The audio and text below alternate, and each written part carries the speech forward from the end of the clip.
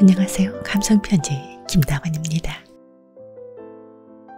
매서운 바람과 함께 눈이 오니 걱정이 많이 됩니다. 밖에서 일하시는 분, 운전하는 분, 출퇴근하는 분, 게다가 전쟁 중에 가족을 잃거나 삶의 터전을 잃고 고생하는 이들. 우리도 언제든 겪을 수 있다 생각하면 더 우울한 겨울이 되지요. 오늘은 아버지의 기억 속을 더듬어 봅니다. 조헌 수필가의 글을 수필과 비평해서 찾았습니다.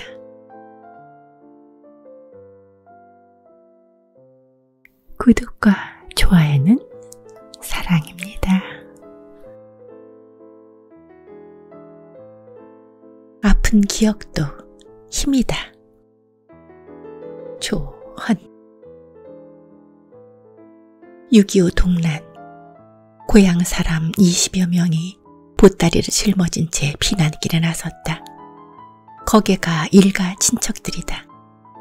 그 속엔 이제 막 결혼한 내 부모님도 끼어 있었다. 1950년 동짓달, 황해도 금천에서 개성을 거쳐 서울역 염천교에 이르러서였다고 한다. 총을 든 국방군들이 일행을 멈춰 세우곤 젊은이들을 색출해 현지 입대를 시키고 있었다. 소위 국민방위군이다. 26 젊은 아버지는 빼도 박도 못한 채 일착으로 차출된 상황. 어머니의 울부짖음과 주변 사람들이 통사정해도 두 사람은 길바닥에서 생이별을 하고 말았다. 그 후 달포를 걸어 경북 영천으로 끌려간 아버지는 훈련 중 군수 비리 사건으로 국회가 국민방위군 설치법 폐지안을 결의하자 그만 부대가 해산되었다. 귀향증을 받고 풀려나 대구를 거쳐 천신만고 끝에 전북 군산에서 어머니를 찾았다. 적지 않은 거리에다 거의 9달 만이라고 하니 어찌 기막힌 곡절이 없었겠는가. 교통과 통신이 끊어진 전쟁통에 이 만남은 기적이었고 이루 말할 수 없는 고난의 결과였다. 당시 영천 교육대에는 발진티 부스가 창궐했었지. 2-3달씩 씻지 못해 번진 돌림병은 걷잡을 수 없었어. 그래도 병으로 죽는 거야 어쩌겠나. 오동지소 딸 집을 깐 채 가만히를 덮고 누워 잤던 옆 사람이 아침에 얼어 죽고 저녁에 굶어 죽는 것은 차마 눈 뜨고 볼 수 없었지. 지옥도 그런 생지옥이 없었다니까. 그곳을 벗어나서도 시시각각 달려드는 공포와 배고픔은 악착같이 목을 죄고 눈꽃만한 희망도 사라진 구렁텅이 속에서 허우적대던 나날이었다. 한대짬을 자고 구걸로 끼니를 때우며 무작정 내 어미의 소식을 쫓아 걷고 또 걸었다. 올해로 100살이 되신 아버지의 기억은 뜨문뜨문 구멍이 뚫려 성기고 열벗다. 이젠 세월에 씻겨 많은 것을 놓쳐버린 아버지의 말 속엔 정확한 지명이나 일자는 가뭇하고 절박했던 허기와 죽음의 공포만 발라낸 생선 가시 마냥 또렷이 남았다. 요즘도 그 시절 이야기를 할 때면 진저리를 치면서도 기필코 남겨야 할 이야기인 양 물기 밴 눈에 생기가 돌고 목소리엔 힘이 들어갔다. 대구 근처 어느 시골 마을이었을 게야. 이틀 동안 아무것도 먹지 못했지. 우연히 만난 고향 사람에게 받은 내 외삼촌 주소를 들고 맥없이 걷고 있을 때였어. 어느 안악이 제 집 장독대에 우두커니 서 있더구나. 한 걸음도 더 걸을 수 없는 상황에 밥 한 술 청했더니 먹을 거라고는 이 장뿐이 없다며 된장 한 숟갈을 찬물에 불어주는 게야. 근데 그게 요기가 되더라고. 뿌옇던 눈이 번해지고 허리가 불쑥 펴지더라고. 생각해보면 살 걸 산 것이 아니라 죽지 못해 살았던 게야. 아버지는 틈만 나면 어제 일처럼 생생하게 그 이야기를 되풀이하셨다. 아이고, 또 저 소리. 대체 언제까지 할 건지 원. 사람들이 지겨워하는 것도 모르고 허구한 날 되뇌고 있으니 병이다. 큰 병이야. 어머니 지청부에 노상 시달리면서도 아버지는 말씀을 그치지 않았다.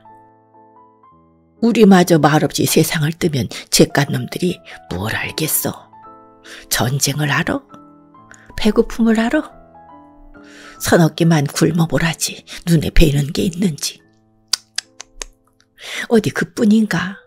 한 20일만 피했다 돌아오고 철석같이 약속해놓고 생떼 같은 부모를 고향에 두고 나와 70년이 넘도록 돌아가지 못하는 이 아린 심정을 자식놈들에게도 말하지 못하면 누구에게 한단 말이요. 말을 막는 어머니에게 아버지는 번번이 목청을 높였다. 이 땅에 다시는 전쟁이 일어나서는 안 된다. 안 되고 말고. 전쟁은 애들 병정놀이가 아니다. 삶과 죽음이 일순간에 뒤바뀌는 무참하고 잔혹한 공포 속 현실이야. 또다시 난리가 나면 이쪽 저쪽 모두 다 끝장날 게다. 정신 똑바로 차려야 해. 개뿔도 모르는 철딱선이 없는 것들이. 총소리 한 방이면 금방 똥오줌 지릴 것들이 이 말 저 말 함부로 짓거리며 저렇던 나대니 내가 답답해서려는 게 아니냐. 아버지의 우려와 회한 담긴 목소리는 한없이 절실했다. 그럼에도 자식들마저 성가셔하고 손자들은 일찌감치 자리를 피했다. 그럴 때마다 안타까워하시는 아버지의 모습에는 휑하니 찬바람이 일고 바싹 야윈 등은 더욱 굽어졌다. 최근에 이탈리아를 대표하는 작가 프리모 레비의 이것이 인간인가 라는 책을 읽었다. 이 책은 아우슈비츠를 통해 인간성의 한계를 적나라하게 드러낸 현대 증언 문학의 고전이다. 저자가 기적적으로 살아 돌아온 후 수용소에서 보낸 10개월간의 가혹한 체험과 관찰을 기록한 것이다. 유대인인 저자는 2차 세계대전 말기 반파시즘 저항운동에 참여했다가 체포되어 아우슈비츠로 이송, 노예보다 못한 일상을 보냈다. 자신은 소리치지 않으면서 독자로 하여금 비명을 지르게 만든 이 책은 자신이 겪은 진실에 대한 증언의 책무를 다하고자 한 글자 한 글자 피와 눈물로 쓴 노작이며 다시는 되풀이돼서는 안 될 잔악한 참상을 만천하에 고발, 인류 모두를 각성시킨 기록물이다. 그러나 납득할 수 없는 일이 벌어진다. 아우슈비츠에서 내가 살아남은 것은 고전과 교양 때문이라고 한 작가는 극한 상황 속에서도 인간의 존엄성을 잃지 않았다. 그랬던 그가 만 68세의 나이로 자기 집에서 투신 자살해 많은 사람에게 충격을 안겼다. 그 모진 수용소 생활도 견뎌냈던 그가 무엇 때문에 자살했을까? 누구도 그 정확한 까닭은 알 수 없었다. 다만 그는 평소 인간이라면 도저히 겪어서는 안 되는 아우슈비츠에서의 처참한 경험을 자주 이야기했다고 한다. 그런데 그때마다 사람들은 그래서 어쩌라고, 그게 나랑 무슨 상관이야? 라며 황당한 반응을 보일 때가 많았던 모양이다.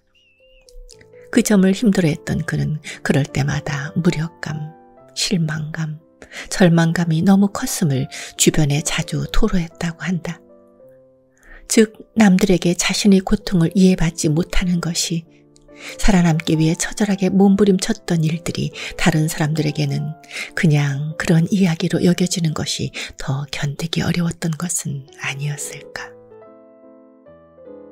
그의 자살은 삶에서 의미와 희망을 잃었을 때 인간은 곧 살아갈 힘마저 상실할 수밖에 없다는 사실을 다시금 일깨워준다.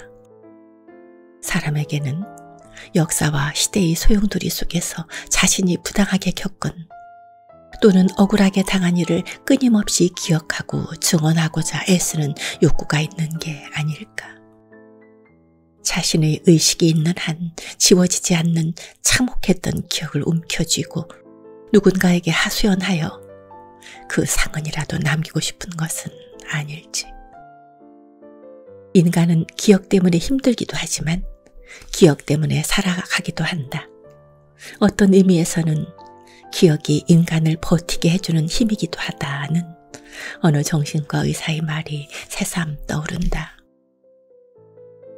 오늘도 아버지를 뵈러 간다. 아물지 않는 상처를 보듬고 가물거리는 기억을 붙잡고 계신 아버지에게 그 회상의 촛불에 불을 밝혀 새로운 힘을 마련해 드리기 위해서다. 아직도 분노와 공포, 아픔과 염려가 뒤섞여 꽉 부러진 주먹을 따뜻하게 어루만져 이제는 조금씩이라도 그 기억과의 화해를 도와드리고 싶다.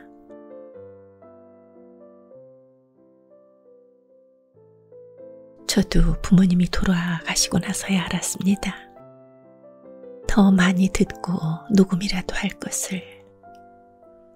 엄마를, 아버지, 그분들의 목소리를 기록할 것을. 고맙습니다. 다음 토요일에 뵙겠습니다.